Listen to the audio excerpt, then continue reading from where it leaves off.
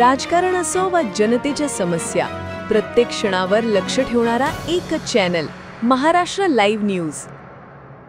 राज्यात शिंदेंची शिवसेना आणि अजित पवारांच्या राष्ट्रवादीसोबत सत्तेत सहभागी असलेल्या भाजपनं भंडाऱ्यात नगरपालिका निवडणुकीसाठी एकला चोलोरेची भूमिका ठरवली आहे। भाजपनं भंडारा नगराध्यक्ष पदाचा उमेदवार म्हणून मधुरा मदनकर यांना घोषित केले, मात्र अन्य कुठल्याही उमेदवारांची घोषणा झालेली नाही।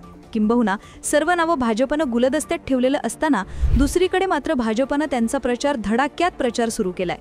भाजपचे निवडणूक प्रचार प्रमुख म्हणून आमदार परिणय फुके यांच्यावर जबाबदारी असून त्यांनी डोर टू डोर प्रचार मोहीम सुरू केली आहे। भाजपच्या एकाही उमेदवाराचं नामांकन दाखल झालेलं नसताना त्यांनी सुरू केलेल्या प्रचाराच्या धडक मोहिमेला भंडारा शहरातून उत्स्फूर्त प्रतिसाद मिळत असल्याचं बघायला मिळतंय। 3 तारखेला निवडणुकीच्या निकालानंतर भंडारा शहरवासीयच नाही तर संपूर्ण जिल्हावासीय भाजपच्या विजयाचा जल्लोष करण्यासाठी भंडाऱ्यात रस्त्यावर उतरणार असल्याचा विश्वास भाजप नेते आमदार परिणय फुके यांनी व्यक्त केला आहे। जंगी रॅली निघतायत, जणू स्थानिक स्वराज्य संस्थेची ही विजयी रॅली आहे असा एक अनुभव येतोय।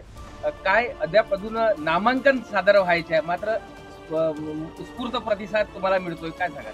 आमचा एक घर भेटीचा कार्यक्रम आहे।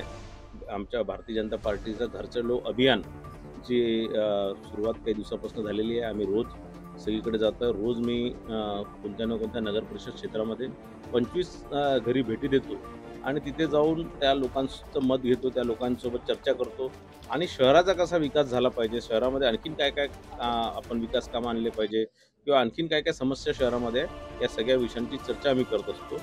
आणि ही तर नुसतं आमची घर चलो अभियानची आहे, ही विजय जल्लोष नाही। विजय जल्लोष ज्या दिवशी आम्ही 3 तारखेला काढू त्या दिवशी पूर्ण जिल्हा गाजल्याशिवाय राहणार नाही, पूर्ण भंडारा शहर रस्त्यावर उतरल्याशिवाय राहणार नाही। Shashikant Bhoyar, Maharashtra live news.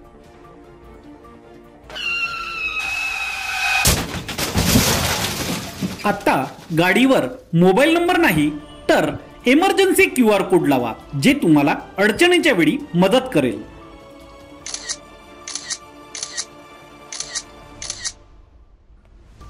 बनवा व्हिडिओ, पाठवा व्हिडिओ, आम्ही तुमच्या न्याय हक्कासाठी लढा देऊ।